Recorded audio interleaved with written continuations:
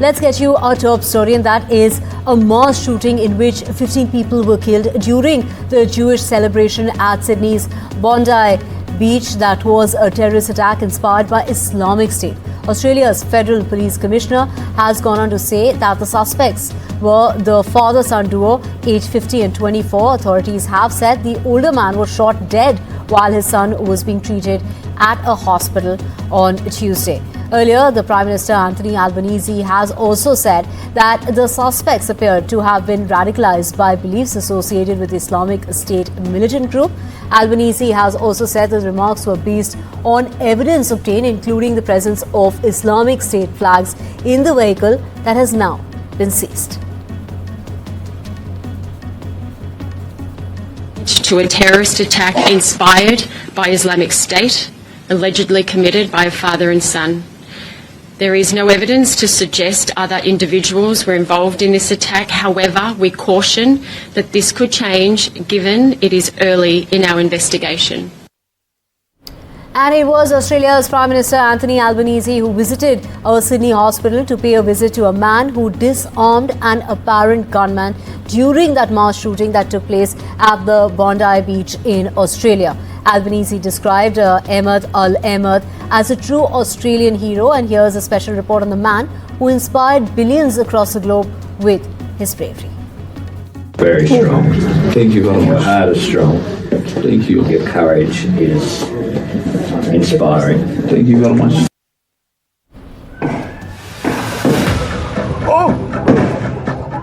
In the immediate aftermath of one of the most devastating mass shootings in Australia's modern history, a video rapidly circulating on social media showed a man charging from behind and restraining a gunman. A Sydney resident who disarmed a terrorist during a deadly attack at Australia's Bondi beach. His name is Ahmed Al-Ahmed, now being hailed as a hero. Father of two, Ahmed hid behind parked cars before charging at one of the terrorists from behind, seizing his rifle and knocking him to the ground.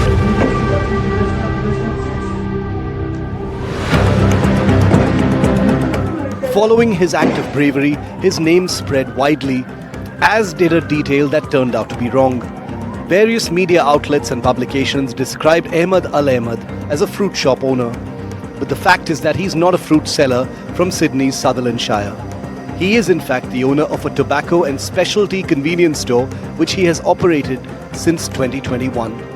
The misidentification spread rapidly as Australians searched for ways to express gratitude in the aftermath of the attack, which left at least 15 people dead and dozens more wounded. As a result, messages of gratitude were mistakenly sent to a fruit shop in southern Sydney that people believed belonged to Al-Ahmed. Sutherland Best Fresh quickly addressed the confusion. In a Facebook post on Monday morning, the owners wrote that they were deeply saddened by the tragedy in Bondi and clarified that there had been a misunderstanding regarding the hero's identity and business. They stated that they did not know Ahmed Al-Ahmed nor the location of any fruit shop associated with him, while praising his courage, wishing him a speedy recovery and offering prayers for all those affected by the attack. Al-Ahmed is now recovering in a hospital as tributes pour in for him. NDTV Bureau Report.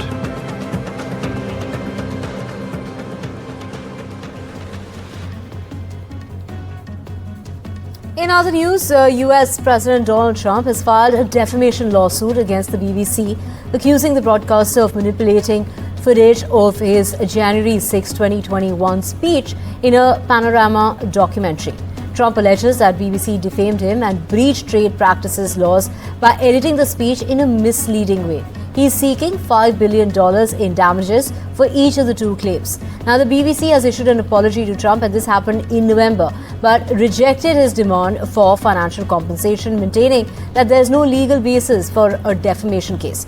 Trump's legal team claims the broadcaster intentionally, maliciously, and deceptively altered his speech, arguing that the edit distorted the meaning and harmed his reputation. My colleague Priyanka gets us more details. Trump said that the Panorama documentary that was aired January 6th made it falsely look like he directed supporters to march to the U.S. Capitol and fight like hell because they spliced things that he said that were almost 1 hour apart. Trump's legal team has called it a malicious and deceptive edit, which it was. The BBC has apologized. Of course, we headlining the top executives had resigned already after apologizing. They said that the edit was an error of judgment and they pulled the program as well, but damage already done, right? The corporation insists that the case has no legal basis, arguing that a reputable news organization should not be held legally responsible for editorial mistakes, but Trump and team has not taken this lightly, right? This is not the first time that the BBC has been called out for false news. So Trump and his lawyers are framing this case and suing for that much as part of a broader battle against what they call media bias as well. And they're pointing fingers not just at American outlets. He sued American outlets as well for the same thing, but now at BBC as well, which is also, as Vishal said, under fire for many different things. Right, thank you, Priyanka, for those details. Let's just switch tracks to legendary Hollywood filmmaker and actor Rob Reiner, known for directing several iconic films, including When Harry Met Sally, and this is Spinal Tap, as well as The Princess Bride.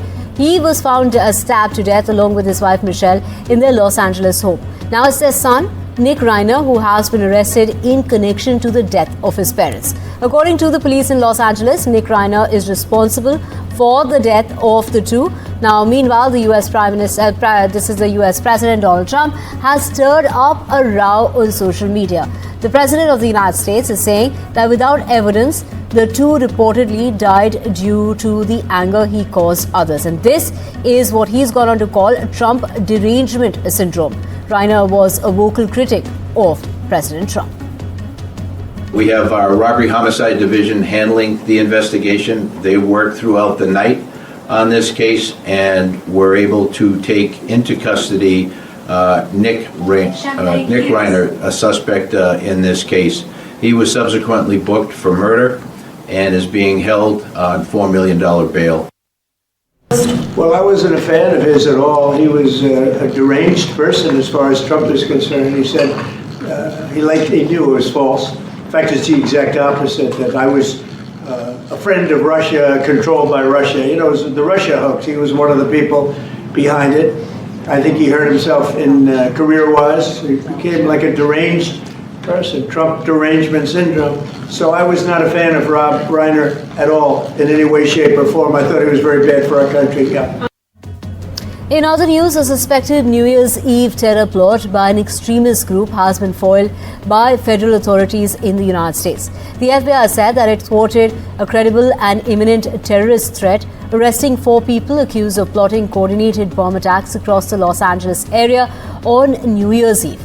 It's the FBI Director Akash Patel who went on to say that the suspects were members of a radical offshoot of the Turtle Island Liberation Front, an extremist group described by authorities as a pro-Palestinian, anti-law enforcement and anti-government.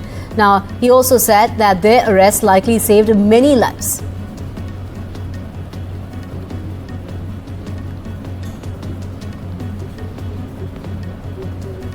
And in Ukraine, it's Ukraine's domestic security agency, the SBU, that has gone on to say that it carried out a landmark strike on a Russian submarine at the Black Sea port, claiming the vessel severely had damage. You know, there was critical damage that was suffered and was effectively has been put out of action, according to the SBU. The operation that involved the underwater subsea baby drones and marked the first time such a method has been used. Footage released by the agency appeared to show a powerful explosion inside the port. Now, Russia, while confirming that Ukraine attempted to make that attack and that, they did attempt to attack the area, but dismissed the claim, saying that the strike failed and that no ships or submarines were damaged.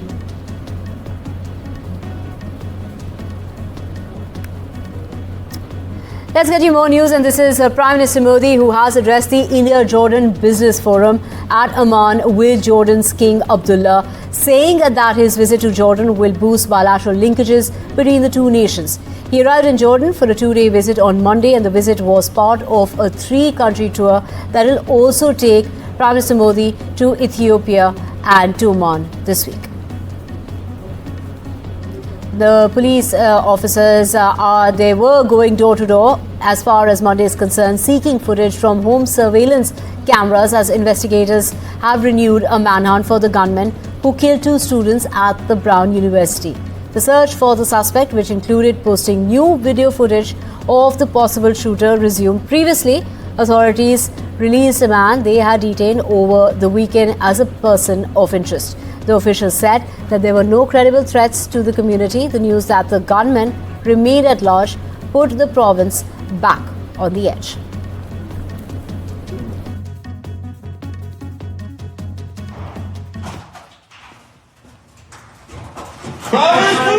Everybody's hands. Hands.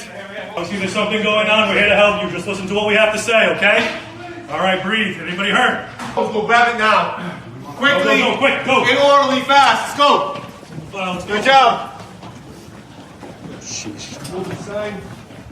Staying with news of the United States, President Donald Trump has signed an executive order declaring fentanyl has been a weapon of mass destruction, and the move dramatically expands the United States government's authority to fight the synthetic opioid blamed for thousands of Americans who have overdosed. Their deaths have taken place because of an overdose every single year.